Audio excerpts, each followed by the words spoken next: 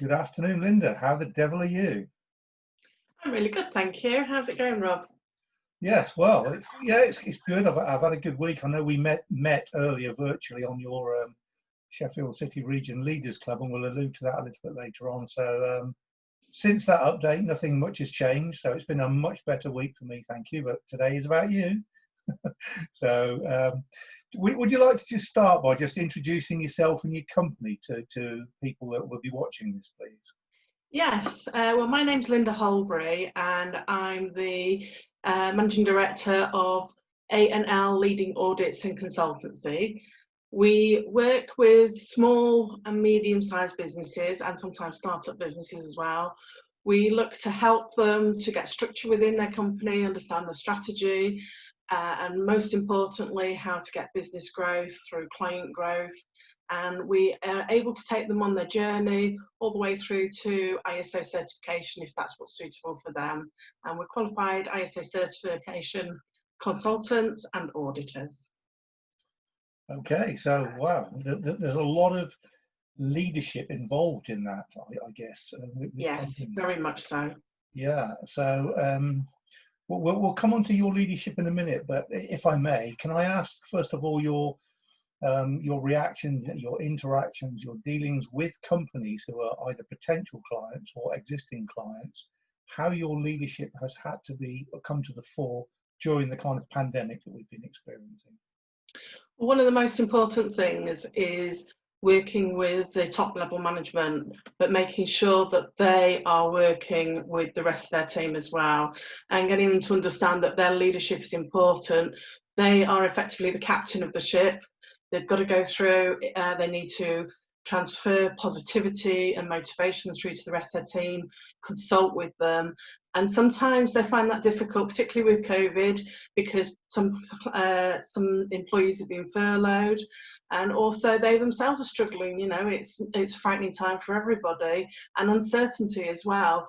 So it's giving them that positivity, keeping them motivated, and making sure they keep flowing that through the company, through the business, and they look to the future. It's very much about having business continuity, being positive, and keeping focused on what you're going to do in the future, and make sure that you use this time wisely now and keeping them on that track, really.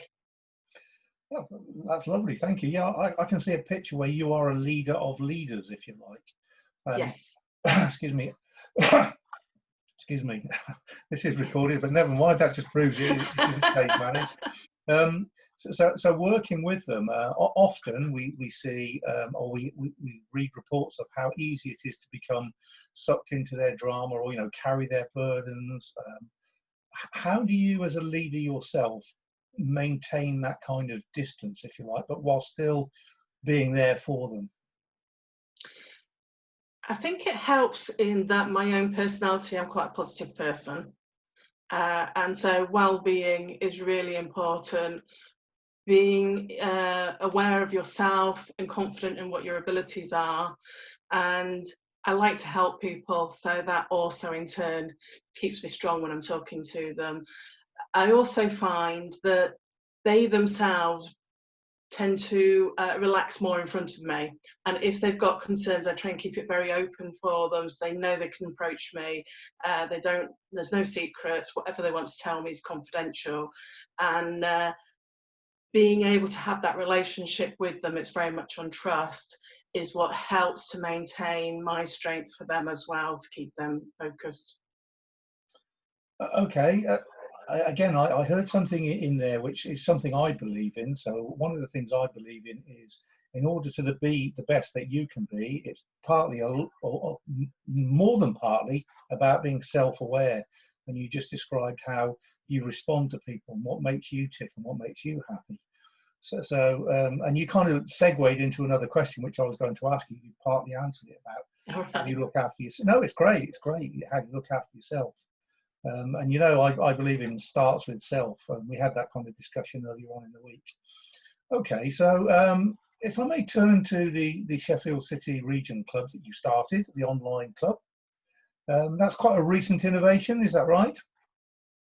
Yes, it's relatively, I mean, the LEPs and the skills hubs have been around for a while. I do feel they don't publicise themselves very well, and get out to the right people. But certainly with funding, it's getting a much stronger momentum, and they've been far more aware of how much support they need to give. So yeah, they're developing all the time. Okay, so your online LinkedIn group, that leaders group, how did that come about? Tell us that story, please. It came about, the specific group. I work with and collaborate with another company called Y, and we are looking to help companies do training, provide training, and also additional services for them from that, so that they can come in and feel supported. And we felt that when COVID and the lockdown came about, there was a lot of companies and organisations doing webinars and wanting to instruct people on what they were doing, but there was an awful lot of smaller businesses that maybe didn't want to go that far or felt that we were being talked at.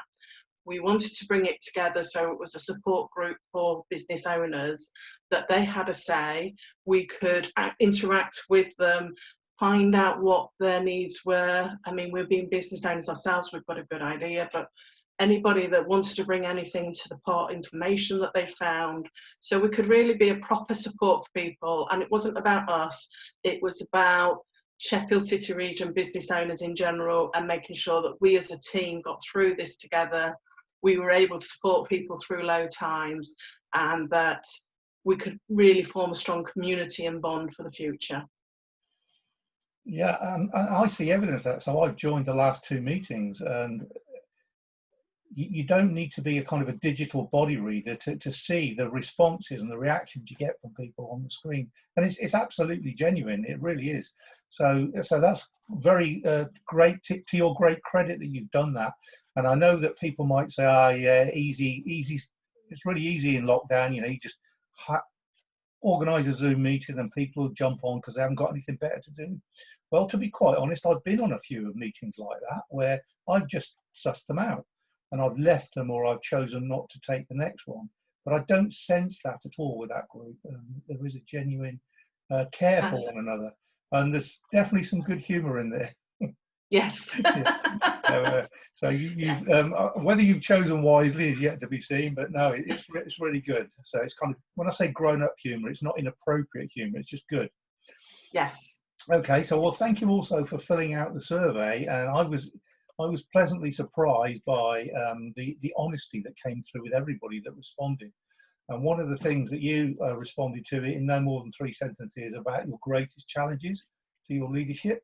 One of them was about time management, one was regular communications, and one was making new connections. So of those 3, which is probably the most critical to you? I think for me personally, initially, it sort of went through stages. I don't know about yourself, but initially it was getting that time management, because suddenly you were at home and I was working all different times, jumping from one thing to another, and I was working from first thing in the morning, late at night, even the weekends just merged into everything. And you suddenly become aware that this really isn't healthy for you, and you're not actually making the best out of your time. So the initial thing that was most important was to get a handle on that, understand that, and start getting some structure and managing what I was doing. And one of the things that we do, I sit down with my husband because he works for me as part of the company, and at 10 o'clock, even if I've started early, we sit down, we have a coffee, and we go through the schedule for the day to be clear on what the achievements are and when things are going to happen, so that I can actively feel that I'm progressing and I'm going through and getting things sorted. And then once we got a handle on that, you kind of realise where you've been going out and visiting people in different groups and different locations, that wasn't happening anymore. And it was really important to keep that contact, I think, for me as well personally, but also to maintain that relationship, and also for other people, not just clients, but colleagues as well that I work with in other companies, so that you maintain that relationship and you felt that you could actually talk to someone and that you weren't the only person in that boat, there were other people there as well. And I guess that really then where the group started to evolve more and more as well, about how we felt we could support people. So those are the two really, but it did come definitely in stages. Yeah, I can identify with that. It's almost the Kubler-Ross curve, if you like. Yes. What one respondent who's chosen not to be interviewed or quoted, so I'll just allude to something he said in the early days. He said it was crazy because everything had changed. You're working from home, and now he's got other and additional responsibilities of homeschooling, looking after sheltered elderly parents, and almost. Yeah. He said he almost felt guilty by having to these were his words, having to shop for people, you know, where he lived, older people. But he kind of overcame that. You know, he went through quite a tough time by the sounds of it, and his family, but they stuck together. But certainly that sort of topsy-turvy nature of the first couple of weeks was crazy. So structure, I'm hearing structure really helped you there. Yes, tremendously. And I Okay. was like him, actually. I've got parents that I'm shielding. We've got something sorted now, but initially it was sort of trying to juggle everything, and now, funny enough, now the opportunity of where I am able to go to clients or to go to other locations, I always have to think very carefully, because I want to make sure that not just for me that I'm safe and for the people that I'm meeting, but also for my parents. So. That's another great example for me anyway. So when people hear the word structure, they often, and I understand why, they sort of think of rigidity. We can't deviate from the plan. And in certain circumstances, that's absolutely appropriate. So divers say, plan the dive, dive the plan, and we get that. But the thing about leadership for me is, okay, have a structure, but be smart enough, agile enough to think, well, okay, I need this structure, but I also need to deviate. And I would use the example of firefighters who are very well trained. They know how to use all the equipment, but what they don't know is how and what they're going to be dealing with when they jump off their fire engine until they've assessed the situation. But they then use the structure and the training to be flexible. And for many people I've spoken to, no, not many, a number of people I've spoken to, that's just too much of a contradiction. So again, that leadership, I'm guessing, that you show in front of people, you help them, you kind of coach them through it. So yeah. Yeah. This is turning out great, isn't it? Okay, so you also said you need to ensure you stay focused and motivated, and I think the positive feedback from the people, you are in a group of people, and I believe I'm one of these people. I respond to people.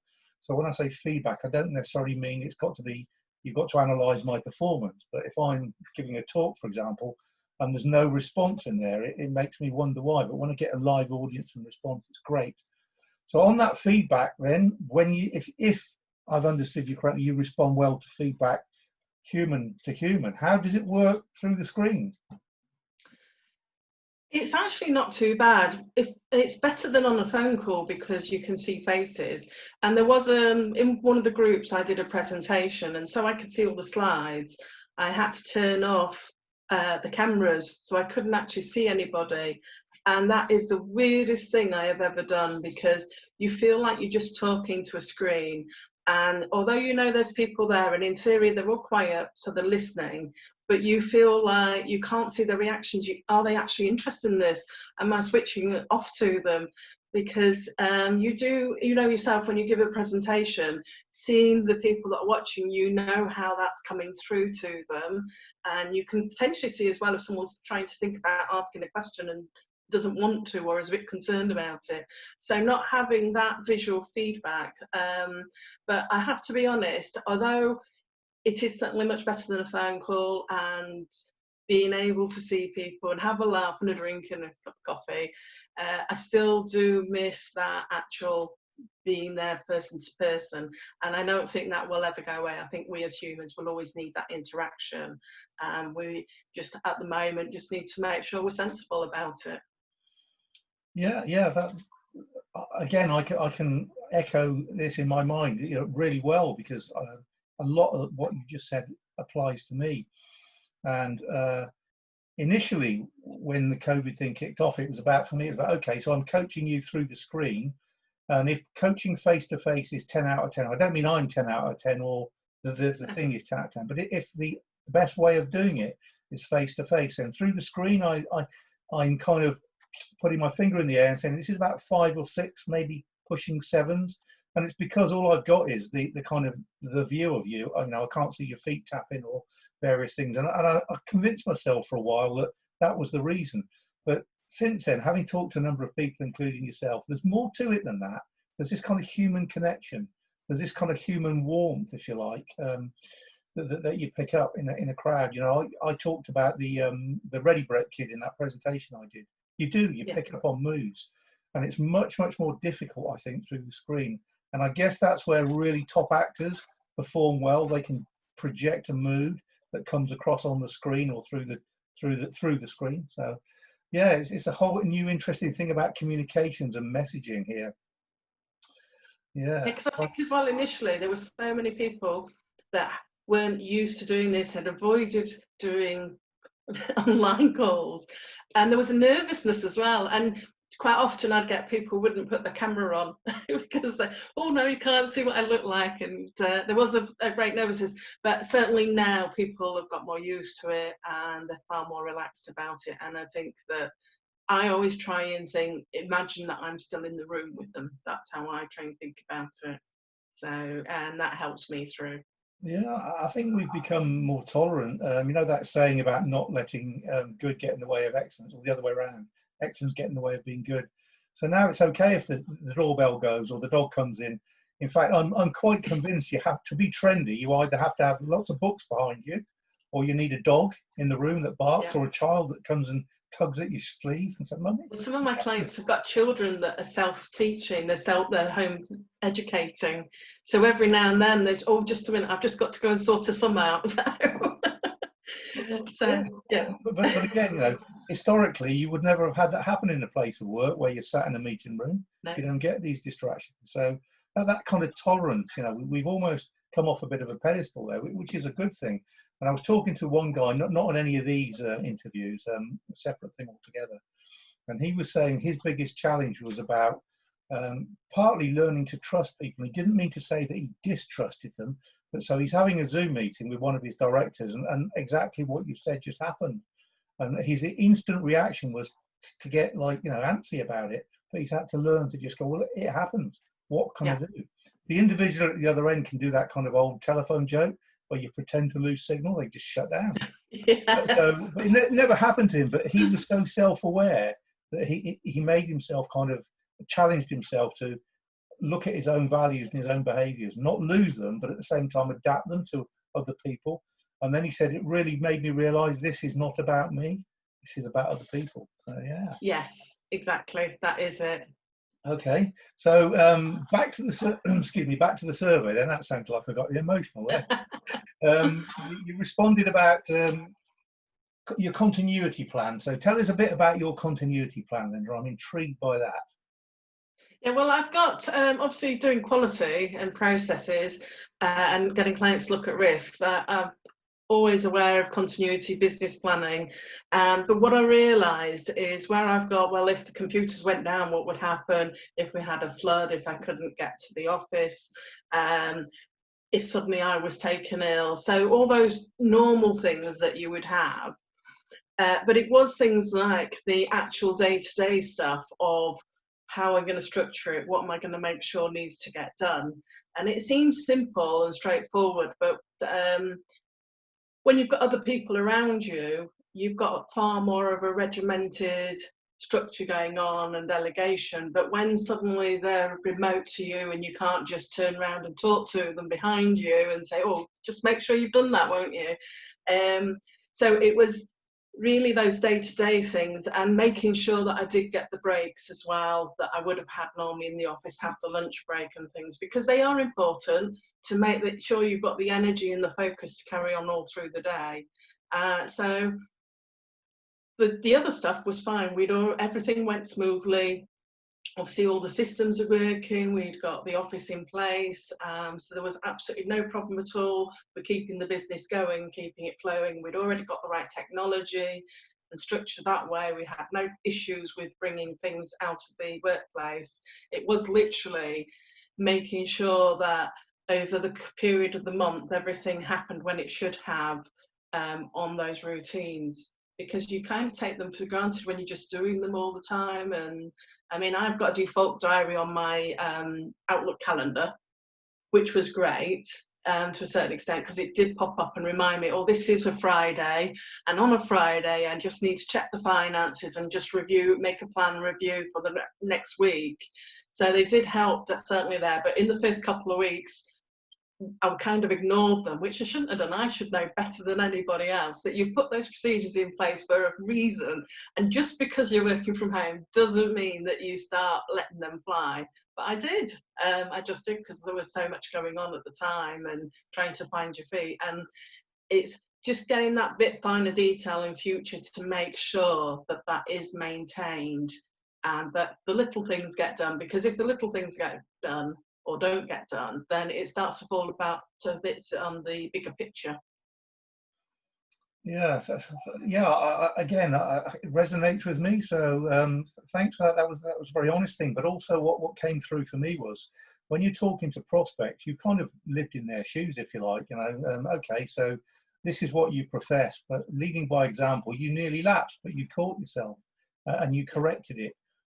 So you're coming from a position of authenticity. Rather than, dare I say, and I and you have met people like this who, yeah, they understand it, they read the books, but as one of my friends said, they're one page ahead of you in the manual. You know, they haven't kind of lived it. So this kind of starts with self is really, really important. For me, it comes through, and like the Ready Brek kit that I mentioned, it emanates off, you know, off the person. Okay, yeah. And I guess also the structure, and I know we've referred to structure earlier, but in tough times that helps people because it gives them something to focus on. And I'm just trying to think back, you know, in times during my military career when things weren't so good, you know, the better leaders just reminded you, reminded you of the focus, why we're here to do this, whatever, you know, okay, let's forget this, we'll deal with this later, do this now. But they gave you the focus, which stopped, in my case, my mind wandering. Yes. Okay, so that's great. Thank you. So coming to a close shortly, a question for you now. So you know that I would work with startups. I'd work with the Princess Trust and various things like that. Yes. Startups and potentially startups in schools. That's something for a later date. But if you were to advise a startup now, or should I say, let's go back 3 months to lockdown. So we got a startup. It was a really aspirant startup and full of energy, boundless ideas. What advice would you give them to get them through the pandemic? I think make most of the time. Just because there's a pandemic doesn't mean you can't do your research. Be aware of what's going on. Really use it to understand, one, your market sectors, but also be aware of how potential changes. If any time was better than anything else for understanding what potential risks were there, the pandemic was this. But not just risks to yourself, but to your clients, but also to explore new opportunities. So what you think is your business concept at the moment, I'd advise them to, and I'd work with them to actually really understand, but also see where you're doing this and you've got that opportunity, you can see that, that's great. How else can we expand it? What other options are there? And potential sectors as well, and who do we really need to get to make sure what funding's out there and make sure that it's going to work properly. So that brings into resilience, doesn't it? So it's a case of, okay, this is hit, what can we do about it? Very little. Actually, we could sit down and do nothing and blame it on this. And I did meet somebody who I used to work with, actually. And I said, hi, how's it going? And straight away, her face just dropped into disappointment. She goes, you'll not believe it. In February, she said, I left my job and start my own business. And then COVID hit, and it was all around sports therapy and massage. So, well, what are you doing about it? And she goes, well, what can I do? Yeah, and I've heard that, and when it's like, well, let's sit down and work through it. It's surprising, and that's the worst possible thing you can do, because for someone who's just starting, okay, financially it's not great, but it does give you that time to really explore and see what your potential is. Okay, that's lovely. Thank you for that wisdom. So just I'll finalise by not only thanking you, but just remind you that what I'll do before this goes anywhere on LinkedIn, Twitter, I'll send you a copy so that you can have a look at it and comment on it. Okay, Lynda, Yeah, thanks that's lovely. very much for your time. Thank you for asking me. No worries. Bye bye. Oh.